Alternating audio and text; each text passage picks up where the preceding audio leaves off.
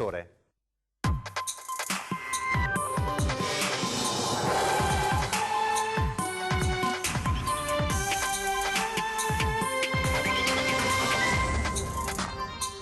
La Guardia di Finanza di Padova sequestra 10 tonnellate di carni suine provenienti dalla Cina, potenzialmente contaminate dalla peste suina, prodotto molto pericoloso destinato ai ristoranti, immediato incenerimento.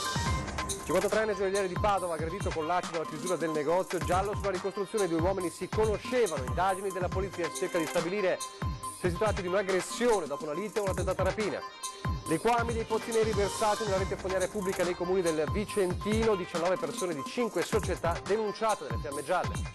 Siglato l'accordo tra Regione, Università di Padova e Verona per l'assunzione di medici specializzanti. Zaia dice: con questo e altri strumenti potremmo risolvere la carenza di medici nei prossimi 2 anni. Una via dedicata ad Almirante è incompatibile con la mia cittadinanza onoraria, si decidano. Liliana Segre dura con la decisione del comune di Verona, il sindaco ribadisce nessuna contraddizione. Ordigno della seconda guerra mondiale trovato tra Marghera e Mestre. Il 2 febbraio scatterà il Bomba Day con un piano di evacuazione di 3.000 persone. A Chiarano San Marco, stragi di cagnolini avvelenati da bocconi gettati per strada o nei giardinetti. Molti si sono rivolti al sindaco che annuncia provvedimenti. Mentre a Treviso il dibattito sull'assenza di Marco Goldin resta aperto, tutto esaurito a Padova per la prima lezione dedicata a Van Gogh in vista della grande mostra di ottobre. Telespettatori di Antena 3, buongiorno e bentrovati, la prima edizione dei nostri telegiornali. Dunque in primo piano il maxi sequestro della Guardia di Finanza di Padova, 10 tonnellate di carni suine sequestrate perché potenzialmente contagiate dalla peste suina, carne destinata ai ristoranti. Ci racconta questa operazione in sintesi Valentina Visentin. Valentina. Buongiorno da Padova con un maxi sequestro della Guardia di Finanza di 10 tonnellate di carne di maiale provenienti dalla Cina e potenzialmente contaminate dalla peste suina. I sanitari dell'USL Sayugane hanno ritenuto il prodotto potenzialmente molto pericoloso, tanto da non voler procedere ad un'analisi della carne, decidendo invece per il suo immediato incenerimento. Il blitz della compagnia della Guardia di Finanza di Padova è scattato nella notte in un magazzino all'ingrosso di generi alimentari dove si stava scaricando un camion proveniente dall'Olanda. La derrata infatti era sbarcata a Rotterdam di quasi 10 tonnellate di carne suina di origine cinese ed importate nell'Unione Europea in violazione delle norme doganali e sanitarie. Posta sotto sequestro anche l'attività commerciale per gravi e reiterate irregolarità. Ulteriori dettagli su questa maxi operazione della Guardia di Finanza e questo importante sequestro nelle nostre edizioni dei telegiornali. Da Padova è tutto, restituisco la linea allo studio. Grazie a Valentina Visentina. Ancora a Padova, stavolta però la nostra Chiara Gaiani che ci racconta in diretta l'evoluzione della drammatica vicenda avvenuta ieri sera a Padova, un gioielliere aggredito con l'acido muriatico a quanto pare all'uscita dal negozio. Ci sono indagini in corso sulla ricostruzione di quanto accaduto. Chiara Gaiani, Chiara. Buongiorno da Padova, è giallo in città sull'aggressione avvenuta ieri sera intorno alle 19:30 a un gioielliere che ha il negozio in via Tiziano Aspetti, siamo in zona Arcella. L'uomo aveva appena chiuso il negozio, stava uscendo quando ad attenderlo in strada c'era uno straniero con cui avrebbero litigato. A quanto risulta dalle prime notizie, i 2 uomini si conoscerebbero. Alla fine del litigio l'aggressore avrebbe estratto del liquido e aggredito e spruzzato questo liquido in faccia al gioielliere. L'uomo, che ha 53 anni e vive a Cadoneghe, è disorientato, ha chiesto aiuto a un bar vicino gestito da cinesi. Da qui è scattato l'allarme. L'uomo è stato portato in ospedale, liquido probabilmente dell'acido muriatico, ma su questo non v'è ancora certezza, lo avrebbe colpito agli occhi. Le sue condizioni non sarebbero gravi, ma è tuttora ricoverato. E per quanto riguarda invece la ricostruzione di quanto accaduto sul posto, sono arrivate le volanti della polizia e poi gli agenti della squadra mobile che stanno cercando di capire se non si tratti di un'aggressione oppure di una rapina. Ovviamente sicuramente i 2 uomini si conoscevano e l'aggressore era un uomo straniero. Per ora diciamo che da Padova è tutto, se non ci sono altre domande da studio restituisco la linea. No, nessun'altra domanda, grazie a Chiara Gaiani. Non fu invece un giallo quanto accadde nel 2016 a Piacenza d'Adige, quando Libero Bendini e la moglie furono aggrediti e brutalmente picchiati da alcuni banditi, tanto che l'uomo finì in sedia a rotelle. Ieri a Piacenza d'Adige il commosso addio con i funerali appunto di Libero Bendini, morto nei giorni scorsi.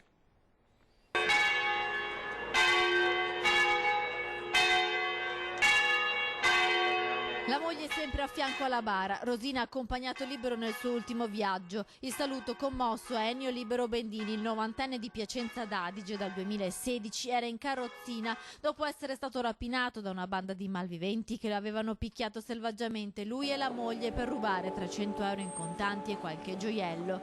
Non se l'è mai dimenticata e mai l'ha mandata giù. Non voleva morire per vendicarsi. Mi è arrivata tutto un colpo così. Ce l'aveva perché a noi non ci ha dato nessun sostegno, nessuno, e loro là c'hanno tutto quel che vogliono, pallone, televisione, e invece noi non ci ha aiutato nessuno. I funerali nella chiesa di Piacenza d'Adige, il piccolo paesino della Bassa Padovana, dove i due coniugi hanno sempre vissuto. Da qui, dopo l'agguato dei banditi, hanno deciso di battersi a sostegno delle vittime di rapina, e infatti gli amici Franco Birolo, Graziano Stacchio e la moglie di Walter Onichini hanno deciso di rendere omaggio a Libero. Ma una coppia da cui prendere esempio proprio, perché sempre disponibili e malgrado l'età e gli acciacchi fisici erano presenti e spesso si sono prodigati per gli altri, e questo non deve essere da esempio, appunto. Di recente ho sempre visto la sofferenza di queste persone, non sono mai riusciti a scacciare quegli incubi, quei diavoli che praticamente li tormentavano. Io l'ho visto da quando ha subito, che aveva tutte quelle tumefazioni in volto, e non si è mai ripreso. Adesso almeno avrà trovato la pace. Dal pulpito il parroco ha ricordato il grande senso di comunità di Libero, che ha sempre chiesto giustizia non solo per la sua vicenda, ma per tutti quelli che come lui avevano subito rapine ed aggressioni. Ecco, mi ha molto colpito questo venire insieme, ecco, quasi piccola comunità. Ecco, è un bel messaggio che ho ricevuto e che oggi, ecco, come dire, in qualche maniera faccio rimbalzare, ecco, come invito a me stesso e a tutti noi, ecco, il sentirci sempre vicini, uniti nelle difficoltà. Era sempre in prima fila nei cortei per la legittima difesa, seduto nella sua carrozzina con le forze che venivano meno, ma sempre partecipe con la sua Rosina. Torniamo alla cronaca adesso. Un'altra operazione della Guardia di Finanza, non è però Padova, che abbiamo visto in apertura si è occupata del maxi sequestro di carni suine, ma un'operazione della Guardia di Finanza di Vicenza. Parliamo di liquami dei pozzi neri versati illegalmente nella rete fognaria pubblica dei comuni del Vicentino. Liquami dei pozzi neri versati in pozzetti o tombini della rete fognaria pubblica di vari comuni del Vicentino, anziché essere smaltiti negli impianti di depurazione autorizzati. La Guardia di Finanza di Vicenza ha denunciato 19 persone di 5 società, sequestrato 6 autobotti e calcolato un danno patrimoniale e ambientale per 400.000 euro. I finanzieri hanno appurato anche attraverso riprese video, pedinamenti e rilievi fotografici che l'attività illecita avveniva in maniera sistematica. Pur di ridurre i costi aziendali tra gli escamotage che le società avevano attuato, sarebbe emerso anche che c'era chi tra le imprese si approvvigionava di acqua pubblica sottraendola illegalmente dagli idranti antincendio messi nel territorio provinciale. La sanità adesso con l'importante accordo firmato tra Regione, Università di Padova e Verona che permetterà l'assunzione dei medici specializzandi con contratti di formazione e di lavoro. Le prime 7 assunzioni, 3 a Verona e 4 a Padova, sono già state effettuate. Altre ne seguiranno perché con la firma del protocollo d'intesa siglato a Palazzo Balbi dal presidente del Veneto Luca Zaia e i rettori delle università di Padova e Verona, Rosario Rizzuto e Pierfrancesco Nocini, l'assunzione di medici specializzandi con contratti di formazione e lavoro diventa sistema. L'organico del Veneto idealmente dovrebbe avere 1.300 medici in più. Ricordiamo che in Italia mancano 56.000 medici. Oggi la vera difficoltà è trovare medici. L'ultimo concorso per 80 medici di pronto soccorso ci ha fruttato 3 assunti. Con questo accordo, con i concorsi che stiamo facendo e con le ultime normative nazionali del Ministro Speranza possiamo dire con tranquillità che in 2 o 3 anni si va a regime. L'accordo siglato con le università coinvolge anche le scuole di specializzazione con 197 specializzandi del 4° e 5° anno che potranno essere assunti con contratti a tempo determinato a 32 ore con uno stipendio di 2.300 euro al mese. È un accordo storico perché il Veneto mostra ancora una volta la capacità di fare squadra, di lavorare insieme, riuscire ad affrontare un problema, un'emergenza con una soluzione non di basso profilo ma di altissimo profilo in cui la soluzione è anche un modello nazionale. Io credo che sia un ulteriore punto d'orgoglio per la nostra regione. Già prima in regione la presenza di specializzandi fuori dalle sedi universitarie stava avvenendo più che nel resto d'Italia. Ora il Veneto diventa un centro pilota a livello nazionale. Sono medici al 4° anno, 5° anno di specialità che le facoltà la nostra facoltà, le scuole di specialità, i direttori valutano in grado di poter avere la massima sicurezza per poter accudire al cittadino, fermo restando che non sono da soli, c'è sempre un tutore. Allora parliamo del caso Segre a Verona. Siamo d'accordo con le parole di Liliana Segre, di forza, di critica ribadite ieri. Questi sono i commenti oggi, un po' l'eco di quanto avvenuto a Verona. Come sapete a Verona la volontà del Comune è quella di intitolare una via a Giorgio Almirante e Liliana Segre ha criticato questa situazione, questa soluzione dicendo c'è incompatibilità evidente con la mia cittadinanza onoraria. Dice oggi Riccardo Calivani, voce importante della comunità ebraica veneziana: è tempo di ribadire il no al razzismo e alla violenza. La riconciliazione può essere fatta solo su valori morali ed etici di alto livello. Non si può dire che nella notte tutti i gatti sono neri, bisogna sempre distinguere bene dal male, non per il passato ma per il futuro. Insomma è una vicenda che trova una vasta eco, la vicenda appunto che ci racconta nel prossimo servizio Marta Marangò. Mi chiedo se sia lo stesso comune, quello di Verona, a concedere a me la cittadinanza onoraria e poi a intitolare una via ad Almirante. Si mettano d'accordo, le due scelte sono di fatto incompatibili per storia, per etica e per logica. È la reazione della senatrice a vita Liliana Segre alla notizia della decisione della Giunta Comunale di Verona di intitolare una via della città a Giorgio Almirante, storico leader dell'MSI e della destra nazionale. Fu nel 1938 tra i firmatari del manifesto della razza e dopo la caduta del regime fascista aderì alla Repubblica di Salò.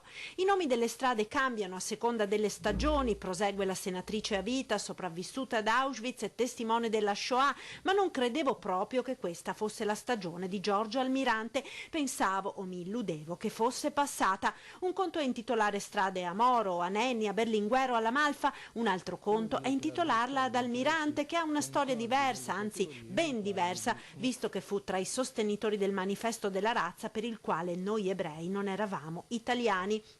Credevo, conclude la senatrice, che quel tempo non ci fosse più in Italia. Ora apprendo che purtroppo c'è ancora. E a Verona, città medaglia d'oro per la Resistenza, la decisione di intitolare una via allo storico leader dell'MSI, peraltro in concomitanza con quella di attribuire la cittadinanza onoraria a Liliana Segre, sta suscitando un vespaio di polemiche. Culmine del più vergognoso doppiogiochismo, attacca il PD con Alessia Rotta, vicepresidente dei deputati Dem. Immediata la replica del sindaco Federico Sboarina. Almirante è stato un leader e ha fatto la storia del nostro paese e della destra italiana nel confronto parlamentare. Non è una scelta fatta in contrapposizione con nessuno. L'amministrazione di Verona, sottolinea Sboarina, la sua scelta l'ha già fatta, ha voluto conferire la cittadinanza onoraria a Liliana Segre per la sua storia personale e per il valore di ciò che rappresenta, e ha votato la mozione per una via a Giorgio Almirante, che è stato un uomo politico democraticamente eletto da milioni di italiani. Non vedo cosa ci sia di anomalo, conclude il primo cittadino. In regione adesso per parlare di politica con il gruppo di Fratelli d'Italia che si allarga nel suo gruppo consiliare, ma così aumentano anche in contemporanea le frizioni con l'alleato leghista. Alle ultime elezioni regionali Fratelli d'Italia aveva eletto un consigliere, Sergio Berlato. con l'ingresso nelle sue fila di Andrea Bassi e Stefano Casali, consiglieri di centrodestra Veneto, Autonomia e Libertà, a qualche mese dalla fine della legislatura Fratelli d'Italia è diventata di fatto la quarta forza politica del Consiglio regionale, se si sommano anche Massimo Giorgetti ed Elena Donazzan, che sono entrati nel partito mantenendo i rispettivi gruppi consigliari. Un allargamento che secondo Ignazio La Russa è supportato anche dalle intenzioni di voto, ma anche una crescita che sembra mettere in concorrenza i partiti di Giorgia Meloni e Matteo Salvini in una sorta di derby interno al centrodestra, anche a livello locale e regionale. Certi che esistono, per carità, sempre, certi piccoli provincialismi, certe conflittualità locali ci possono stare, ci stanno, ma se uno le guarda con un po' di distacco si accorge che sono niente in confronto a ciò che ci unisce, a ciò che insieme vogliamo realizzare. Il caso però appare superiore ad una bega locale e potenzialmente in grado di influenzare le prossime regionali. A Castelfranco e a Spresiano, Fratelli d'Italia sfida apertamente la Lega nelle elezioni comunali, tanto che il commissario provinciale del Carroccio, Gianangelo Boffa, ha perso la pazienza e messo in dubbio l'alleanza da Treviso a Venezia. E va bene, lui vuol dire che non le farà lui, le farà Salvini, che vuoi che ti dica.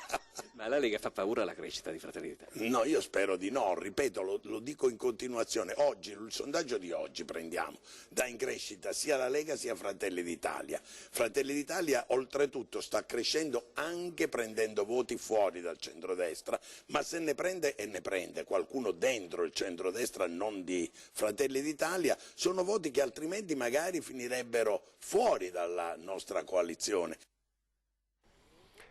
L'avete sentito nel servizio il caso di Castelfranco, nella Marca un po' ribolle questa polemica. A Castelfranco, come sapete, il sindaco uscente Stefano Marcon ha detto qualche mese fa di non volersi ricandidare per motivi personali. Ieri sera c'era proprio il commissario della Lega a Treviso, Gianangelo Boff, ospite a 20:10, ha lanciato una specie di implicito messaggio proprio al sindaco uscente Stefano Marcon. Sentite. Stefano Marcon, che appunto adducendo anche motivi di carattere personale ha trovato un po' qualche difficoltà nel esprimere direttamente la propria ricandidatura, comunque ci sta dando una mano molto importante per tirar su un gruppo e individuare, abbiamo già anche diversi che potrebbero potenziali candidati sindaci. È ovvio che il movimento di fronte a un ripensamento di Stefano Marcon lo accoglierebbe sicuramente stappando la bottiglia, quindi è sicuramente un nome di primo piano per il nostro movimento.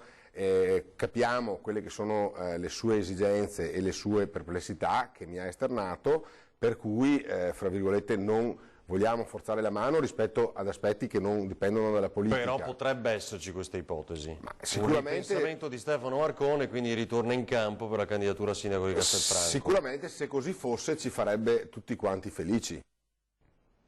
Questo è il messaggio, diciamo, implicito, quasi un appello di Boff. Ovviamente vedremo cosa accadrà. Adesso c'è la pubblicità.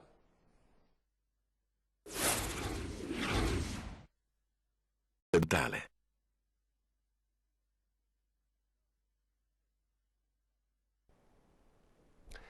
Rieccoci in studio in diretta alla prima edizione del nostro telegiornale, a Mestre dal nostro Filippo Fois, che ci illustra un po' nel dettaglio quanto accadrà il 2 febbraio a Mestre, dove ci sarà il cosiddetto Bomba Day. Filippo.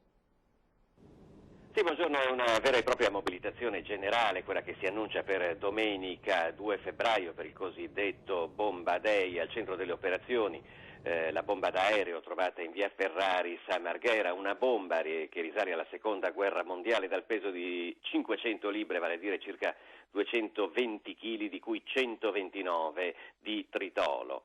Il piano di intervento è stato predisposto dagli artificieri dell'esercito dell'8° reggimento guastatori paracadutisti Folgore di Legnago. Le operazioni cominceranno quindi alle 6 del mattino di domenica con l'evacuazione di un raggio di 1 chilometro e 860 metri, praticamente 2 chilometri, prendendo come punto centrale via Ferraris, dove è stata ritrovata la bomba. Questo significa che più o meno saranno evacuate 3.000 persone, sono coinvolte anche alcune abitazioni di Viale San Marco e di via Forte Marghera. Sarà chiuso il Ponte della Libertà, quindi niente treni, niente automobili, chiuso al traffico anche l'aeroporto Marco Polo. Saranno fermati alcuni stabilimenti con impianti a ciclo continuo di Marghera, ferme anche la Fincantieri e le banchine del porto. Alle 7:30 comincerà il lavoro degli artificieri. L'intervento più o meno dovrebbe durare 4 ore, l'ordigno sarà affidato alla Marina Militare che lo trascinerà in mare. L'uscita è prevista dalla bocca di porto di Malamocco, quindi passando naturalmente inevitabilmente anche sopra le paratoie del Mose. Da qui il trascinamento avverrà con la bomba a una profondità di circa 5 metri. Una volta arrivati in mare aperto, un artificiere sub farà brillare con una carica la bomba sott'acqua. Questo quindi il programma che è stato predisposto per domenica 2 febbraio. Con questo per ora da Venezia è tutto, vi restituiamo la linea. Grazie a Filippo Fois. Una notizia di cronaca dell'ultima ora: 2 rappresentanti Orafi sono stati rapinati di preziosi per un valore di 18.000 euro. Il fatto è avvenuto ad Altavilla Vicentina, presso il parcheggio di un ristorante, dove i rappresentanti, entrambi residenti in Spagna, si erano fermati con le loro auto per una sosta mentre erano a Vicenza per la fiera di Vicenza Oro. Le indagini sono affidate ai carabinieri, proseguono anche per verificare la presenza nella zona di eventuali sistemi di videosorveglianza. Nella Marca Trevigiana invece, a Cariano San Marco, in questo paese, caccia un avvelenatore di cani. Ho fatto il giro in bicicletta con lui salito fino all'angolo là e là ha perso conoscenza, l'ho provato, sono arrivato dal veterinario che sono 300 metri, era già morto quando l'ho messo per terra. Via Corazzin, Cairano San Marco, Jack, il cagnolino del signor Giuseppe, è morto dopo aver masticato qualcosa trovato per terra durante una passeggiata come tante. Il suo proprietario, che l'aveva raccolto per strada e salvato quando era appena un cucciolo, lì per lì non ha sospettato che si trattasse di un boccone avvelenato, ma quello di Jack è l'ennesimo caso, come testimonia questo cartello all'altezza di una piccola area verde. E un altro cartello da affiggere ce l'ha in mano la signora Maria, anche lei reduce da una brutta esperienza a dicembre. Ma il mio si è salvato perché ha vomitato. Io sono sicura che qualcuno che abita qua, perché qua passano tante persone con i cani. Servirebbe, dice, un'area di sgambatura come ce ne sono in centri più grandi, perché a sentire nel quartiere episodi di avvelenamenti, oggi come in passato, ne sono successi parecchi. A me era capitato più di 5 anni fa e adesso per me è un problema perché comunque li sta in giardino spesso e sapendo che qua ci sono bocconi, io non mi fido più a lasciarli in giardino. E allora lo tengo in casa o dietro. In molti si sono rivolti al sindaco. Ci sarà da fare una bonifica come si può dire, visiva, e poi vedremo se sarà possibile contattare anche il reparto della Guardia Forestale che hanno i cani addestrati per la ricerca di bocconi avvelenati. Invito appunto quelli che hanno subito questi episodi che mi vengano a fornire con precisione il luogo dove sono successi questi fatti, perché da lì al limite possiamo fare dei controlli mirati, magari mettere anche qualche telecamera nascosta. Nel frattempo massima cautela per chi invece ha già perso il proprio animale da compagnia, come il signor Giuseppe, restano il dispiacere e l'amarezza. Alla domanda se intenda prendere un altro cagnolino, il pensionato risponde così. Per il momento devo smaltire questo disgusto e poi dopo credo di sì. Era una cosa meravigliosa perché andavamo a fare 4-5 passeggiate al giorno. Era un modo anche per me per muovermi. Adesso al mattino non ho neanche più voglia di vestirmi perché dove vado da solo come un cretino. E adesso di nuovo a Padova per parlare della prima delle lezioni dedicate a Van Gogh, organizzate dal curatore Marco Goldin, che a ottobre porterà a Padova la grande mostra dedicata al pittore olandese. Lunghe file al San Gaetano per la prima lezione dedicata a Van Gogh, che dà ufficialmente avvio alla galassia di eventi collegati alla grande mostra organizzata dal critico trevigiano Marco Goldin e in programma a Padova ad ottobre. Tutti esauriti i 250 posti dell'Aula Magna del Centro Culturale per ascoltare il curatore, in prima fila anche il sindaco di Padova Sergio Giordani. La prima lezione è dedicata al tema dell'artista, del pittore come eroe, ed è un po' l'introduzione a tutta la mostra, quindi dietro a questo concetto, a questa idea così del pittore che anticipa il futuro è costruita tutta la mostra.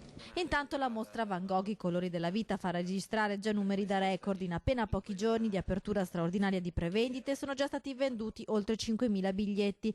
Un esperimento per la linea d'ombra che per la prima volta ha deciso di anticipare con un'apertura straordinaria la prevendita ufficiale che sarà invece ad aprile. Ma le novità non sono finite qui, perché in Olanda al Museo Kröller-Müller di Otterlo, dopo aver annunciato una settimana fa l'arrivo di 125 opere, Marco Goldin è riuscito ad ottenere anche il prestito di un altro capolavoro. Questa volta si tratta del maestro del post-impressionismo Paul Signac. Mi hanno detto che non siano anche di più, perché sto lavorando ancora a 2 o 3 prestiti, quindi potremmo anche forse arrivare anche verso le 130 opere, comunque diciamo che sarà un numero compreso fra 125 e 130. In chiusura vi ricordo l'appuntamento fra pochissimo con ore 13, oggi è mercoledì, quindi il giorno in cui la CGIL risponde alle vostre domande da non perdere, poi questa sera come sempre 20:10 dopo il nostro telegiornale di Treviso. Adesso il meteo, grazie per averci seguito e arrivederci.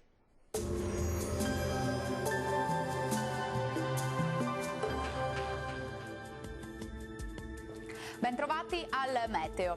Anticiclone in ulteriore rimonta, bel tempo su tutto il territorio e così l'inverno tornerà a latitare. Il dettaglio di mercoledì 22 gennaio.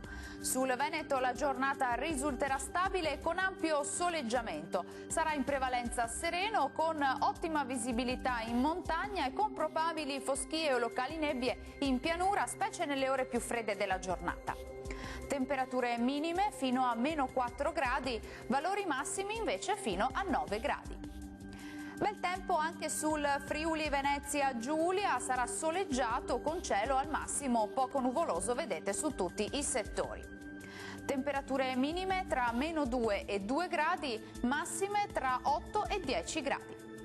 Uno sguardo infine alla situazione del Trentino Alto Adige. Anche qui sole prevalente su tutti i settori, con al massimo poche nubi a carattere sparso.